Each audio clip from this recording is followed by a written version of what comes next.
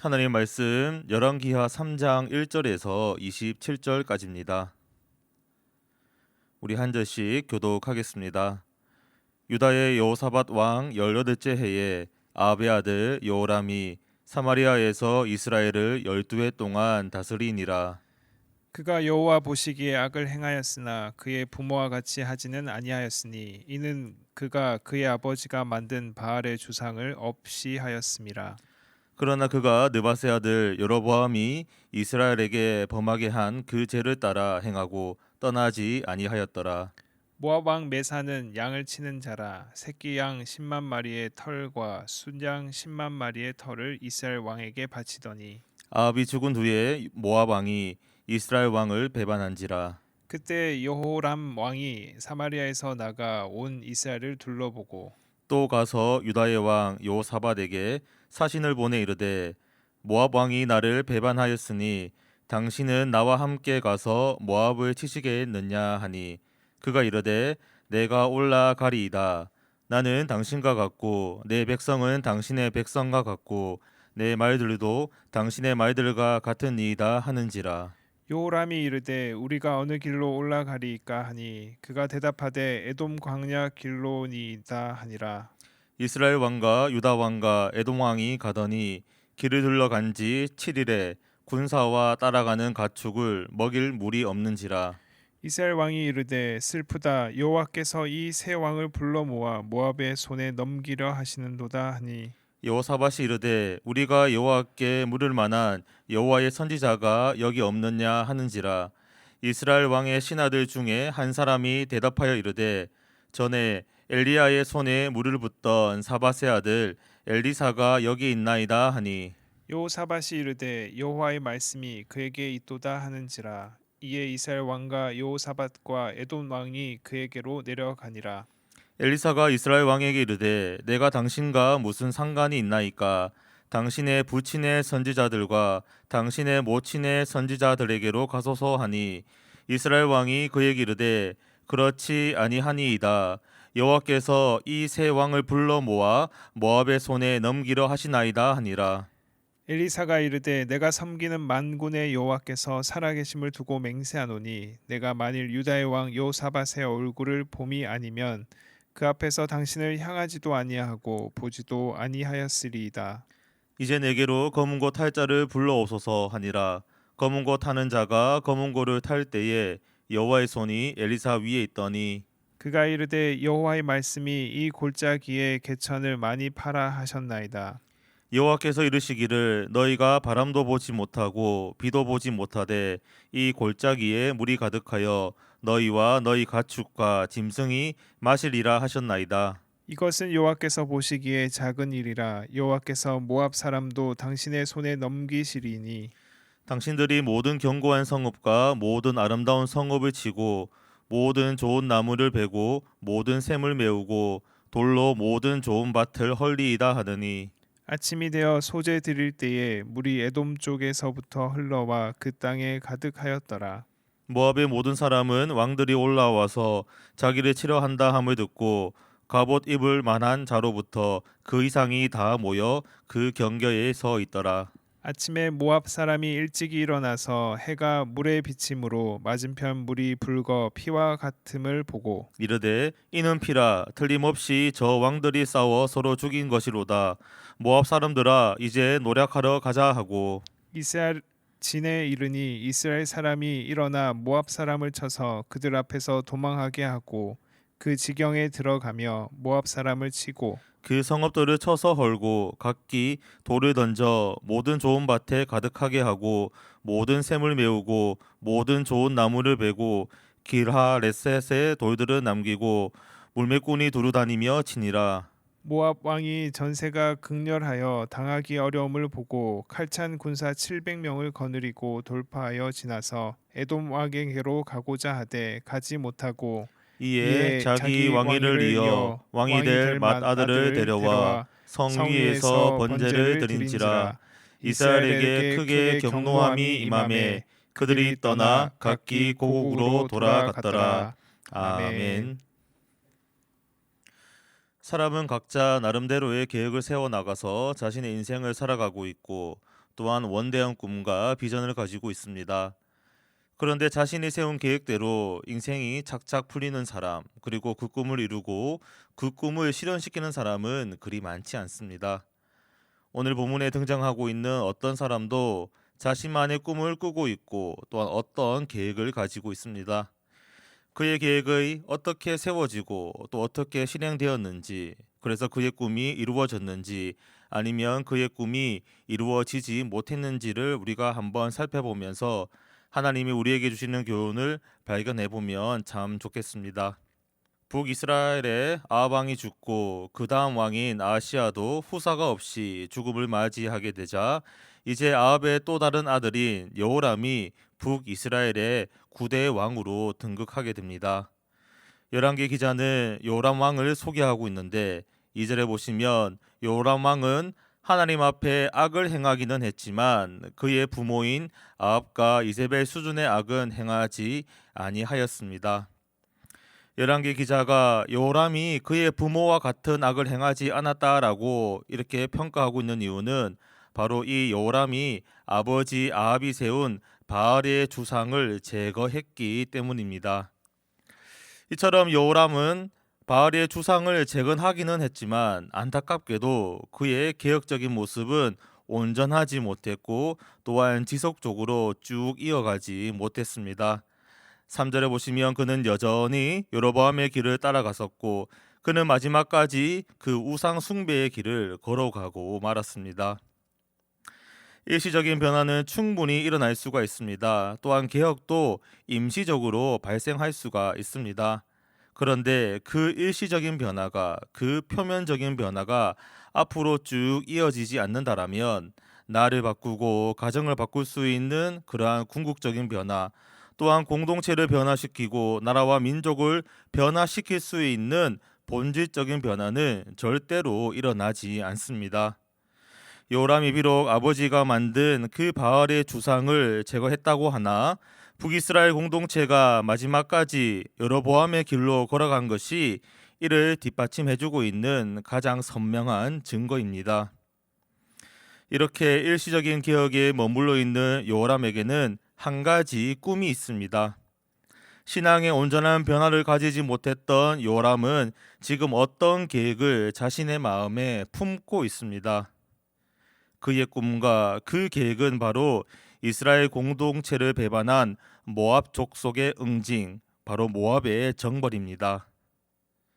4절과 5절에 보시면 그동안 이스라엘 공동체에게 조공을 바쳐온 모압은 아합 왕이 죽자마자 그 아합 왕이 아람과의 길랏 라모 전쟁에서 전사하자마자 이스라엘에게 반기를 들게 되었습니다.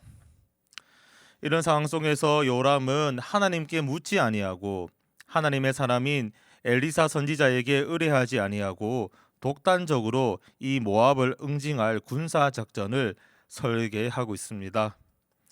요람은 가장 먼저 유다의 여호사밧 왕에게 모압을 칠 것을 제안하고 있는데 바로 군사적인 동맹을 맺자고 제안을 하고 있는 것이지요. 7절에 보시면 요람은 여호사밧 왕에게 이렇게 이야기합니다. 모압 왕이 나를 배반하였으니 당신은 나와 함께 모압을 치러 가자. 나를 배반했으니 나와 함께 치러 가자. 뭔가 말의 뉘앙스가 이상합니다. 이 모압의 반란 사건은 외교적, 안보적인 위기이고 국가적인 큰 문제입니다. 그런데 지금 이 요람은 이 국가적인 문제를 다분히 개인적인 문제로 한정짓고 있습니다. 그래서 모압에 대한 응징을 개인의 복수로 치환시키고 있습니다. 여기서 우리는 이 요람 왕이 자기 중심적인 사고를 하고 있고 또한 그 국정의 운영을 아주 독단적으로 처리하고 있다는 사실을 발견할 수 있습니다. 이처럼 자기 중심적인 사고, 이기적인 태도를 가지고 있으니까 하나님께 묻지 않고 하나님께 의뢰하지 않고 지금 자기 마음대로 이 모압 정복 계획을 설계하고 있는 것입니다. 그런데 사실 우리도 별반 다르지 않습니다. 신앙생활을 하고 있는데 내 기분에 따라서 신앙생활을 하고 있습니다. 예배를 드리고 있는데 내 마음에 합당한 예배를 드리고 있습니다. 하나님의 말씀을 듣고 있는데 내 귀에 달달한 하나님의 말씀만을 가려 듣고 있습니다. 헌신하고 봉사하고 있는데 자기 자랑과 자기 자존심을 앞장 세우고 있습니다. 이렇게 자기 중심적으로 신앙하고 또한 고집과 아집의 신앙을 추구하고 있으니 그 요람 왕과 똑같이 오늘 우리에게도 궁극적인 변화가 실질적인 변화가 일어나지 않고 있는 것입니다. 여호람 왕의 동맹 제안에 유다 왕 여호사밧은 흔쾌히 수락하고 있습니다. 7절 하반부에 보시면 여호사밧은 이렇게 이야기합니다. 나는 당신과 같고 내 백성은 당신의 백성과 같고 내 말들도 당신의 말들과 같습니다. 우리가 이 여호사밧 왕의 말을 얼핏 보면 이 왕이 형제 국가인 이스라엘을 사랑하는 것 같고 또한 이스라엘 왕을 위해 주는 같은 그런 느낌을 가질 수가 있습니다. 그래서 이 여호사밧 왕은 형제를 잘 도와주는 왕이구나, 형제와 함께 그 위기를 짊어지는 왕이구나라고 하면서 그를 긍정적으로 평가할 수 있습니다. 그러나 이 여호사밧은 지금 똑같은 실수를 반복하고 있는 아주 어리석은 왕입니다. 우리 다 함께 열왕기상 22장으로 한번 가볼까요? 열왕기상 22장에 보면 오늘 장면과 똑같은 장면을 발견할 수가 있습니다. 열왕기상 22장 2절에 보면 아합이 길르앗 라못을 되찾기 위해서 여호사밧 왕에게 아람을 칠 것을 제안하고 있는데 이때 여호사밧 왕은 오늘 여호람에게 한 말과 똑같은 말을 하면서 그 전쟁에 참여하고 있습니다. 특별히 열왕기상 22장 4절 하반부에 보시면 나는 당신과 같고 내 백성은 당신의 백성과 같고 내 말들도 당신의 말들과 같습니다 라고 이렇게 이야기하고 있죠. 자, 아람과의 전쟁의 결과가 어땠습니까? 아왕은 전사했었고 여호사밧은 그 전쟁에서 죽을 고생을 하게 되었습니다.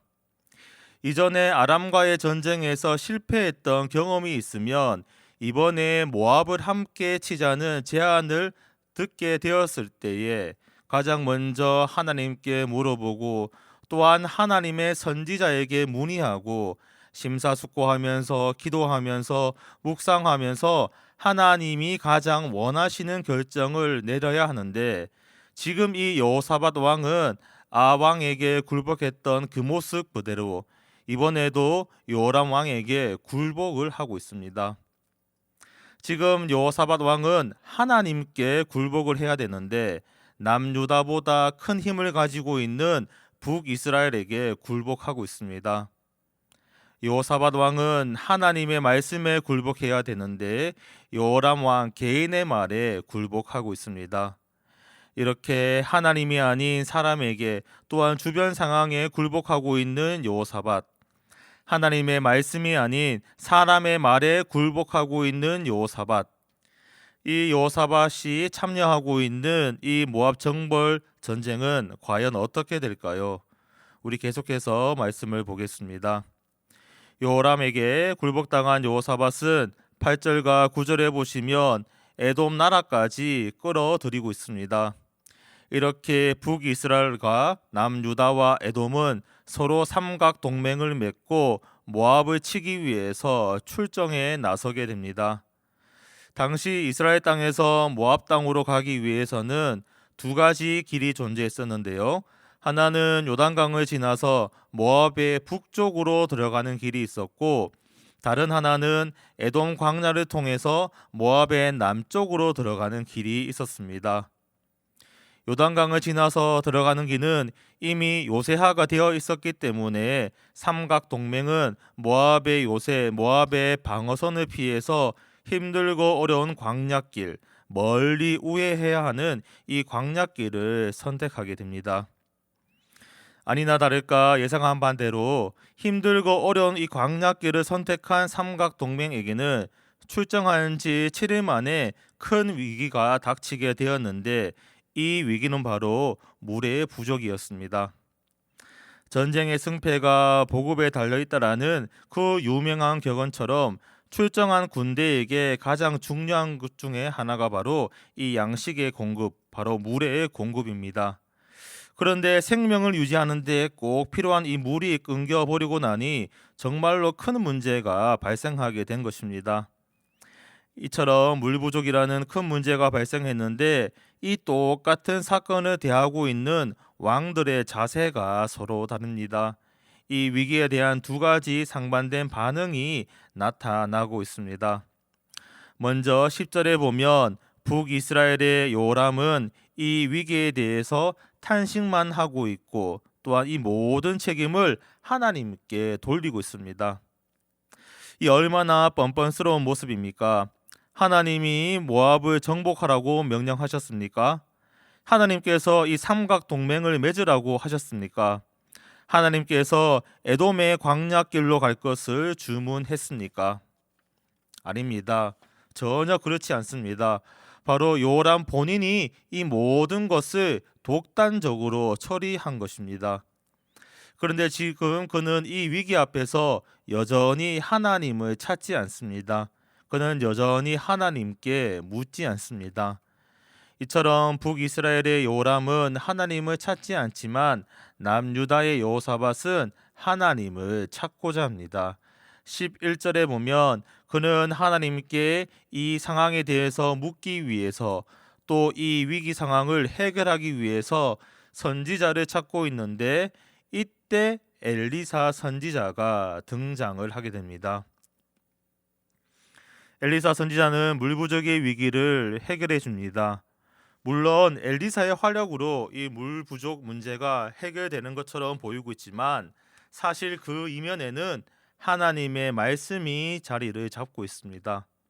12절에 보면 여호사밧 왕은 하나님의 말씀이 엘리사 선지자에게 있다라고 고백하고 있는데 이것은 바로 여호사밧이 하나님의 말씀을 찾고 있다는 증거입니다. 이렇게 하나님의 말씀을 찾고 있으니 16절과 17절에 보면 골짜기에 말라버린 개천을 파게 되면 물이 가득할 것이라는 그 하나님의 말씀이 임하게 되었고 이렇게 하나님의 말씀이 임한 결과 20절에 보면 하나님의 말씀처럼 골짜기에 물이 가득 차게 되어서 수많은 군사들과 가축들은 이 물을 양껏 마시게 되었습니다. 어떻게 보면 지금 풍성한 물이 이 위기를 모면해 주고 있는 것 같지만 물이 타는 갈증과 목마름을 해결해 주고 있는 것 같지만 물이 생명을 유지시켜 주고 있는 것 같지만 사실 이 큰 위기에 빠져 있는 삼각 동맹을 살려준 것은 바로 하나님의 말씀입니다. 오늘날은 목이 참으로 마른 시대이고 또한 갈증의 시대입니다. 그래서 사람들은 그 갈증을 해결하기 위해서 이곳 저곳을 기웃기웃거리고 있고 여기저기에 집중하고 있습니다. 다시 말하면 그 목마름을 그 갈증을 해결하기 위해서 특정한 것에 과몰입을 하고 있고 궁극적으로 중독이 되고 있습니다. 어떤 사람들은 술과 담배에 중독되어 가고 있고 어떤 사람들은 쇼핑과 여행에 중독되고 있고 어떤 사람들은 돈과 물질에 중독되어 있고 또 어떤 사람들은 운동과 게임, 스마트폰에 중독이 되어 있습니다. 우리 한국교회 예를 한번 들어볼까요? 예전에 우리 한국교회와 성도들이 가난했을 때에는 우리는 타는 목마름으로 돈을 구했고 물질을 구했고 또한 재정을 구했습니다. 그래서 그 기도의 응답으로 풍성한 물질의 복을 받게 되어서 많이 충만하게 누리게 되었죠. 그런데 그 결과가 어떻습니까? 물질의 풍성함을 경험하게 되자 한국교회는 만모니즘에 빠지게 되었고 물질 만능주의, 배금주의에 빠지게 되었습니다. 즉 교회와 성도는 하나님의 말씀에 사로잡히지 못하고 돈의 노예가 되고 말았습니다. 시편 기자의 고백처럼 주의 말씀이 어찌 그리 단지요라는 고백을 해야 되는데 세상 사람들처럼 하나님 돈이 참 다네요. 고액 연봉이 참으로 다네요.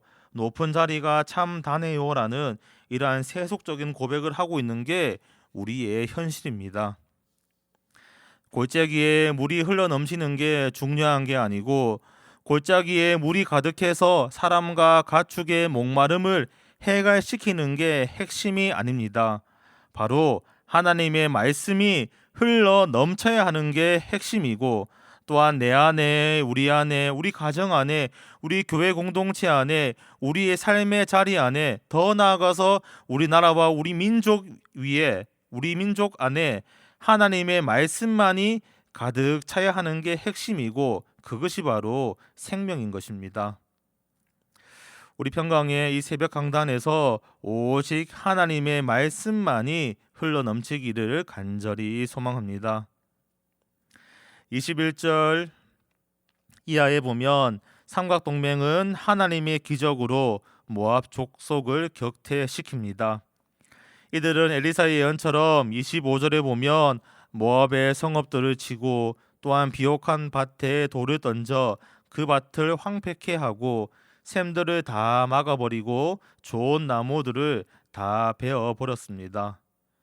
그런데 마지막 27절에 보면 이 삼각동맹은 모압을 온전하게 제압하지 못하고 동원된 모든 군사를 철수시켜서 각기 고국으로 돌아가고 말았습니다. 이처럼 모압을 정복하지 못한 이유가 무엇입니까? 그 이유는 단 하나, 바로 이 전쟁이 하나님께 물어보지 않은 전쟁, 하나님께 의뢰하지 않은 전쟁이었기 때문입니다. 즉, 요람 왕 한 개인이 독단적으로 결정하고 자기 마음대로 설계하고 인간적으로 진행시킨 전쟁이었기 때문에 이 모압 정복 전쟁은 실패로 돌아가고 말았습니다.